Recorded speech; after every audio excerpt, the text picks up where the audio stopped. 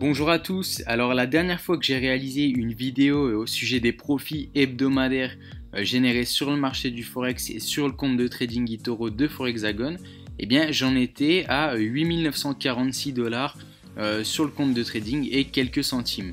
Comme vous avez pu le remarquer lors des vidéos précédentes, toujours au sujet des profits, j'étais parti d'un assez faible capital, quelques centaines de dollars, j'avais généré quelques milliers d'euros. J'ai ensuite procédé à un retrait des profits, puis je suis reparti de 2000 $ il me semble sur le compte eToro. Donc le compte a bien progressé depuis. Ça fait quelques semaines, même quelques mois que j'avais pas retouché à ce compte de trading. D'ailleurs, si je me rends sur eToro, vous pouvez remarquer que jusqu'à la semaine dernière, au 14 mai 2018, la balance était toujours la même, 8946 $ et 68 centimes. C'est la même balance que lors de mon dernier bilan, 8946 $ et 68 centimes. Vous avez la dernière vidéo sur le blog si ça vous intéresse. Donc je me suis remis à trader avec la stratégie PXTR la semaine dernière sur ce compte. J'ai réalisé près de 1200 $ de profit. On le voit ici sur le compte de trading eToro. Gain 1191,4 $. Donc je vais vous expliquer comment j'ai pu générer ces profits. Comme vous pouvez le voir, j'ai simplement pris 2 trades. J'ai risqué à peu près 3% de mon capital, j'ai arrondi à 9000 $, même si j'avais 50 $ de moins. Donc j'ai pris un risque de 270 $ par trade. Ici vous pouvez voir investi 675 et 385 $ sur les 2 trades. Mais en fait le risque réel était de 270 $. Et je vous explique dans l'article du blog comment mon risque est calculé par trade.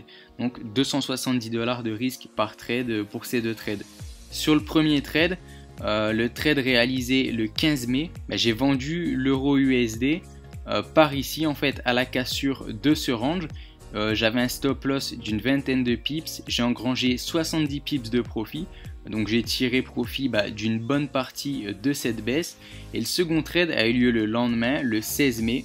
Comme vous pouvez le voir ici, le 16 mai, j'ai tradé la cassure du range une nouvelle fois.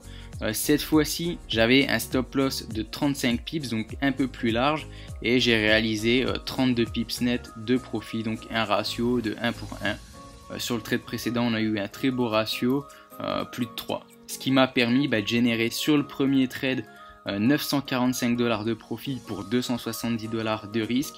Et sur le deuxième trade, 246 $ de profit, donc 246 $ net par rapport à un risque de 270 $. Donc ça faisait un petit moment que j'avais laissé ce compte de côté. On a enfin passé le cap symbolique des 10 000 $. Le compte est à 10 138 $. Donc je vais continuer à trader au cours des semaines à venir pour vous faire le bilan et le suivi de mon activité de trading sur le marché du Forex. Je vais vous expliquer les trades que je prends et je procéderai très probablement à un retrait d'une partie de mon capital. Et si c'est le cas, je vous en ferai part sur le blog ou sur YouTube. Donc si cette approche du trading range qui est la mienne vous intéresse, sachez que j'ai réalisé une série de 10 vidéos. Ça y est, elles sont enfin disponibles.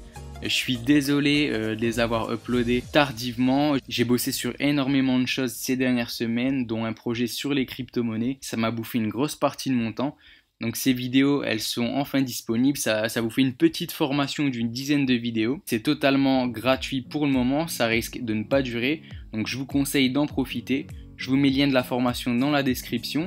Donc je vous souhaite une excellente semaine, beaucoup de profit et surtout n'hésitez pas à vous abonner à la chaîne YouTube pour être tenu informé des prochaines vidéos. Ciao ciao!